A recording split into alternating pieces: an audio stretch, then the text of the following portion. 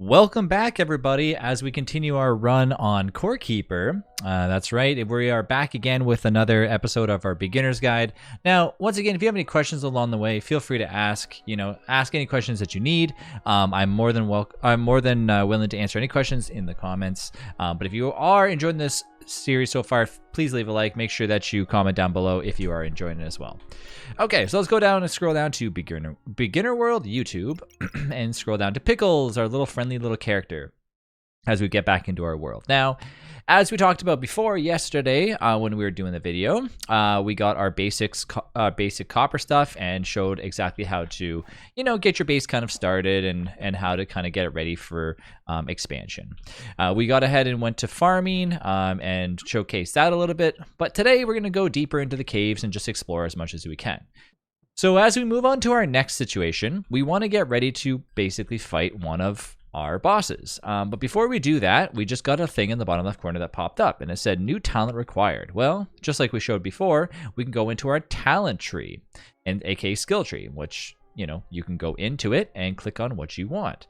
So running points too. So basically what happens is you upgrade, and once you get to 5 out of 5, you move down the tier list until you get down to further down here, and you can choose to reset it if you want to reset your skill tree, and you keep your points as well. So here it says 5% less food drained when running. Well, of course you have to go through this step before you have to go down, so pretty much put your points in here until they reach to 5. Same with here. We have 6% 6% mining damage on the next skill that we get there. So that is just kind of like a bonus for doing certain things. Back to the bosses. Okay, so here we go. If we click on the boss thing, it says Gorm the Devourer. It says Glurch the Abominous Mass. And it says the Hive Mother. Okay, so bosses in order generally doesn't necessarily matter which order you go in. It's kind of whatever you like to do. Usually I like to do something a little bit different than what most people do. I like to kill the Devourer first and then do the rest after. But that being said, most people go for the slime boss, which we've already found. Okay, so that is entirely up to you. You don't have to do that. Obviously, to each their own when it comes to boss fighting. But I'm not going to jump the gun there just yet until I get something that I really want to get in this game. So, and I will showcase that later on. So, what have we got so far? We went to our workbench. We've made the salvage and repair station. We've made the furnace. We've made the cooking pot. We haven't made the tin workbench. So how do we acquire tin? Tin is the next upgrade that we need, but before we do that, we have to try to get ourselves some more copper. We went ahead and already smelted all the copper that we have. My character is complaining that they are hungry, so let's go ahead and feed my character and start making more. Now we have a lot of mushrooms, but I want to leave those there for basically later on down the road in case we need to get more food. So for now, we just need to adventure and mine. And honestly, a lot of stuff in Core Keeper comes down to pretty much just mining and getting as many resources as you can, because as time goes on, you're going to need more and more and more. And yeah, so that's, that's not unfortunately, but that is something that you're going to have to get used to, is that it's going to be taking a lot of mining in order to get the resources that you need, especially when we get further down the road, when we start to get to certain ores that are a little bit harder to get to. But that being said, we're focusing on copper here, and I want to get myself a full set of armor just in case we encounter something that we don't want to fight, or perhaps, we do want to fight, but we just want to make sure that we have a little bit more protection on us. So when we looked at our armor, we knew that it was about 8 to 10. I think it was 8, 10, and 6 for the armor sets. But I'm going to try to get at least 30 copper if we can. So we already have 6. So we just need to get, a little bit more. So we'll just look around. And as we're doing that too, we're going to want to look for tin. Yes, that's right. So where do we find tin? Well, tin is found outside of the dirt. So right now we're mining dirt walls. We want to go a little bit further out into the next biome. So I'll wait until we get there to showcase exactly what it is. So if you see a lot of orange on your map, well, that is exactly what we're looking for. And as we get there, you'll be able to see what we're going to be going towards. Oh, I accidentally attacked that. Didn't mean to. No. Okay, it's just a little tiny slime, nothing to worry about, nothing too crazy. And of course you want to make sure that you bring back your pickaxe so it doesn't cost you that much to upgrade it. And now you can see that we've now have pepper seeds and a few other things, so those are a little bit of an add-on to make more cool recipes. Now, you are seeing that I'm kind of ignoring a little bit of the ore that, I've been saying, hey, if you see something sparkling, make sure you get it. That is because I'm actually looking for something different right now. I'm looking for a hidden thing that could be outside the dirt biome. Sometimes it is, sometimes it isn't. And basically what I'm looking for is I'm looking for a little bit of like these little ancient ruins that you might find along the way. They have amazing little things in there, little cool little trinkets that you can find, but mainly they have a lot of what we were looking for before, which were those little tiny gears and the gemstones as well. We did find a cave pouch, +5 inventory, so we can equip that, and now we have +5 inventory spots. So cool little things that you can find along the way. Another thing too, which I don't know if I actually mentioned in the previous video, if you ever see an X marks a spot on the ground, you always want to make sure that you get that. So if you do have a chance to make a quick little shovel or bring a shovel with you, you can always make sure that you get that. That way you don't miss out on any cool stuff. I usually ignore them. I find that early game... okay, here's the thing. So in Core Keeper, I haven't really found out if this is 100% true or not, but I find that when you do X marks a spot, it's not really area specific. What I mean by that is you could do X marks a spot and find pretty much anything on there, find any sorts of treasure. But what I would like them to actually do is make it so when you do get X marks a spot, and for example, like the other biomes that we're going to be going into, that the loot becomes harder. Now, that might be the case now because there has been some changes, so perhaps that is the case, but I always find that whenever I'm in the dirt biome and I do the X marks a spot and I start digging up the X's, I used to go out of my way to do it, and honestly, most of the time I would just find like little seeds here and there, and for me, it wasn't really worth doing. But that being said, that doesn't mean that you should miss out on the opportunity to get yourself some good loot. So feel free to go and do that if you'd like. I probably will get a shovel here soonish, so that way I don't miss out on the opportunity on getting some good stuff too. Okay, so unfortunately my pickaxe is about to break, so we want to go back. I don't really want to be out here with a junky little pickaxe. We got 44 copper ore, so you can definitely tell how easy it is to actually use your to actually get a ton of copper. So that way, you don't really necessarily need to worry that, hey, I'm going to run out of copper very quickly, because even as time goes on and you venture out through the world, you're going to find copper and you're going to find other ores, and you're going to eventually get so many of them that you might end up having like an overload of them. So that being said, I mean, early game, you definitely want to get a ton of copper, you want to get a ton of different resources, but soon we want to make sure we get a ton of tin. And tin is going to basically make the world go around. So now, in order to split the stack, you've seen where I right-clicked. Well, that only gives you one. If you hold right-click, it's going to give you as many as you want in order, or if you hold shift, you can basically grab the stack like that too. So just a way of making it a little bit easier. Okay, so let's let the stuff smelt. As the stuff smelts, let's put our other things away. Our character is getting a little bit hungry here. It gives us time to basically plant things. As I mentioned before, if you guys remember, I said that your saturation levels will stay the same no matter what. We don't want to plant a root seed here. As I said before, our root seeds need to be planted somewhere else. But now we're starting to get more and more seeds. Now, the more you plant, the more you harvest, the more you get. So just make sure that you're being pretty adamant about taking care of your crops and replanting, because you'll always get a seed after you get your crop. So you can just tell that I just got one. I got one seed from there, and as time goes on, you're going to get more seeds the more your farming gets upgraded. Okay. And so you just want to make sure that your farming gets upgraded, because there's some really cool stuff down the road that you can get as well. All right, let's go ahead and water our crops here. Let's go plant that root seed, which you can tell is already starting to grow. And around the edge, I'll smash these up so that way our roots have the ability to grow outwards. And you can see already, if you can tell here that, let's go ahead and make these a little bit larger.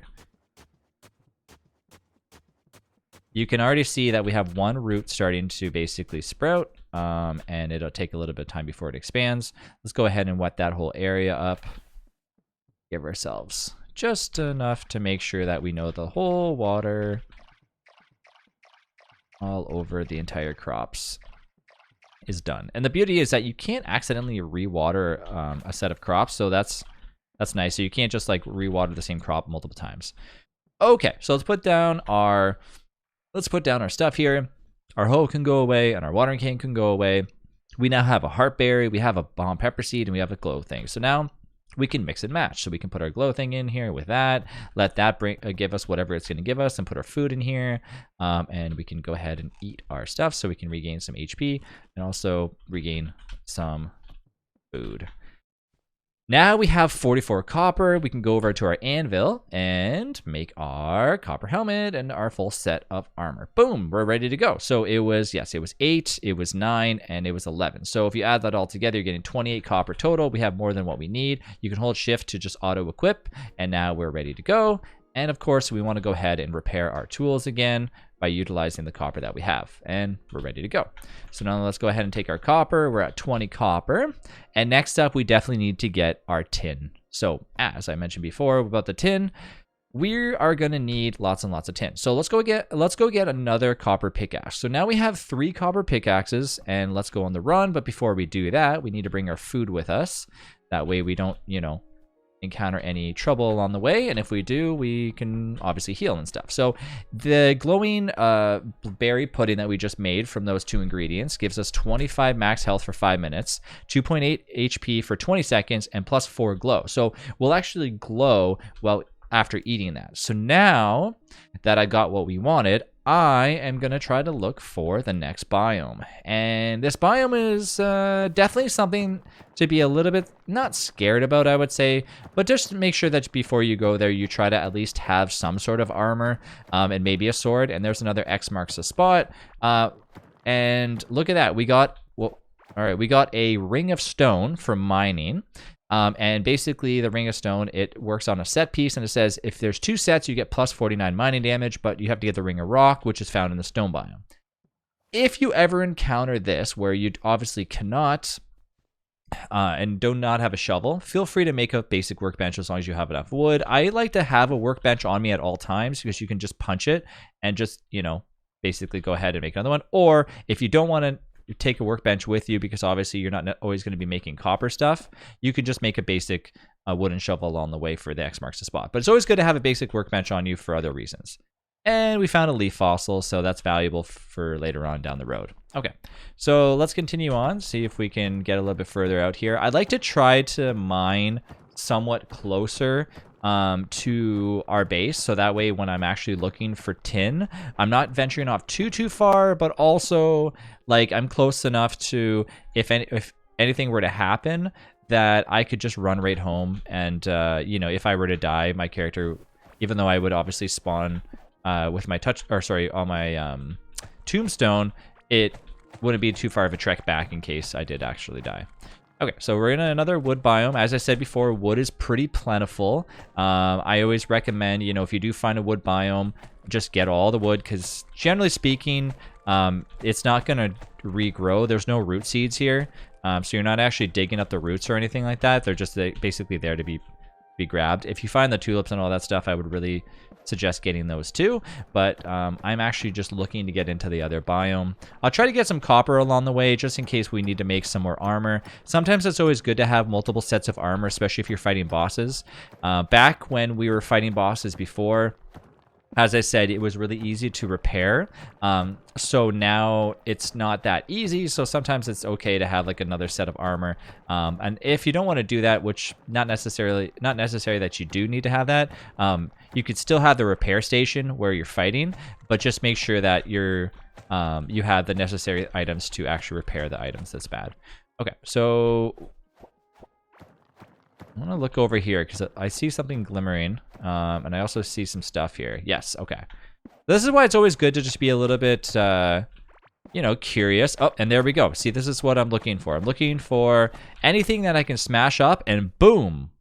We got a swift feather, and we also have tin. So there we go. So now we have nothing but tin. So we want to get tin. Obviously, it's not ideal for us to find tin inside of, these areas here, but we will find tin come very, very soon, naturally. So just make sure you keep looking for it, and if you do find tin and you get enough for making a tin workbench, feel free to keep it. But I am going to keep getting all the wood that I can because I'm going to be needing a ton of wood soon enough anyways.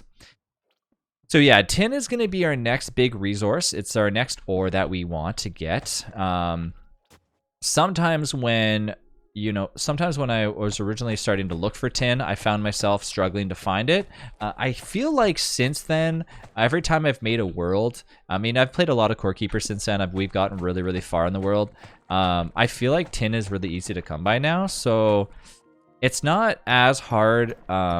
It's not as hard as I feel like it used to be. So I don't know if they like went ahead and like turned that little tin meter up. I have no idea, but I felt like that anyways. I mean, maybe it's just me, but okay. And I would also suggest killing some of these slimes, but we're gonna kill a lot of these slimes late game, so it's not like I necessarily need all the slimes that I can get right now.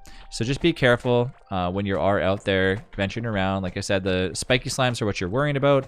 The regular slimes are not so much anything to shake a stick at. Okay, so we are kind of getting ourselves into a little bit of an area where, you know, you want to be a little bit cautious. We do also have which is a swift feather. That actually takes place of our small lantern, so I don't necessarily like it, but it offhand use dash forward at 200% movement speed. So basically it lets you dash. It's not something that I really like using right now because I definitely prefer using prefer using, oh look, we found gold. There we go. We need gold for stuff. I definitely prefer using the lantern, but late game we can actually make our upgraded lanterns, and you can also get other items that'll let you glow. For example, like the food that I will eat will let me glow as well. So you know, there is other ways to make your character glow and stay glowing as well. So but we found more mushrooms, and I'm still venturing out trying to look for that other biome, and in hopes to find it very soon because I want to start mining as much as we can. So we're going to get ourselves more wood, and like I said, you want to get a lot of wood because you're going to be using a lot of wood, but also because down the road, if you are trying to make yourselves a ton of torches, it is nice. And as you craft things, that's the other bonus too. This is the thing about Core Keepers. The game keeps giving you more benefits for doing, you know, little tiny things in the game that you might think otherwise to be kind of like useless.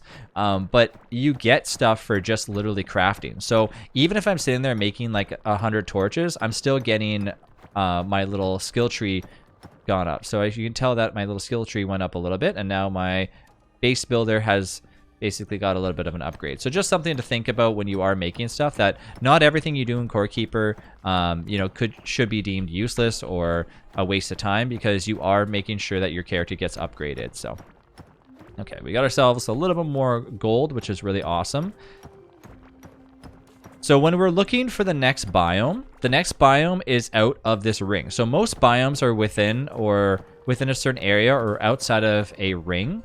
And you can tell that we're kind of getting to the edge, which is why I talked about bringing my little friend here, the basic workbench. As we put down the basic workbench, we're going to get our wood bridge, and this is why I talked about keeping ourselves the amount of wood that we're going to get. Okay, so now we got the wood bridges, and we can put them down to get across the Forgotten Ruins. Unfortunately, this is not where I want to be, because the Forgotten Ruins is not actually where we want to be just yet. But it is good to know that we found them, okay? So the Forgotten Ruins is actually where another resource that we need is. But for now, I don't actually need to go there. So I'm not actually looking to go there. I'm looking to go into a different biome. So, but it is nice to know that we found it. So let's keep going. We're going to go this way and go back to where our base is and go around this area. And you can obviously make your own paths. As I mentioned before, it is nice to make a path that is pretty much the same way going back and forth. That way you don't lose track of where you're going. I like to leave the torches, as I said before, but obviously it's entirely up to you if you decide to do it a different route. And there's not many slimes here that will attack us, so it's not a huge problem. But if you do decide to put down torches, you should have more than enough if you are getting all the wood. So just, you know, use what you can, obviously. All right, let's go back on this route, and then we know where the Forgotten Ruins are, which obviously will go in the future, but we have to get a ton of tin for that. Otherwise we would just be sitting there mining for days, and it just wouldn't get us anywhere. I have actually heard, and there we go, see our wood is slowly growing in this area. I have heard of people doing something called mining with your like basically without any items in your hand, so no pickaxe or anything. I feel like that would be very tedious and quite a lot of work.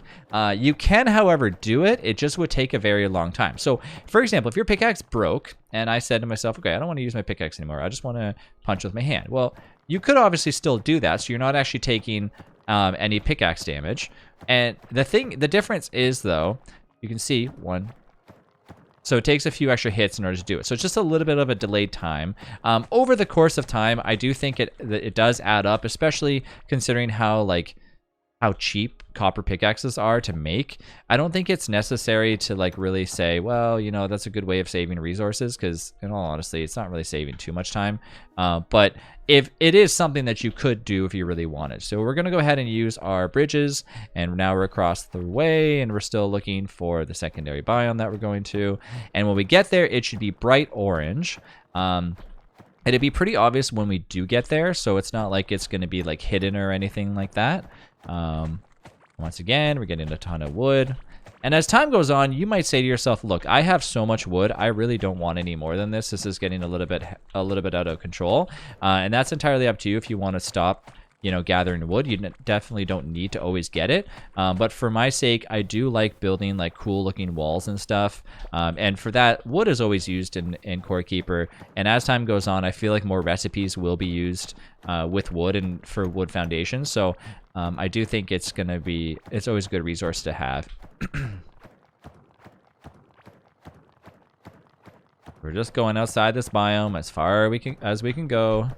Once again, put down torches if you can. I feel like we're getting a little bit close to it, but I mean, I don't see the... Oh, we're back in another area that will give us some pretty good loot. Nothing new, though.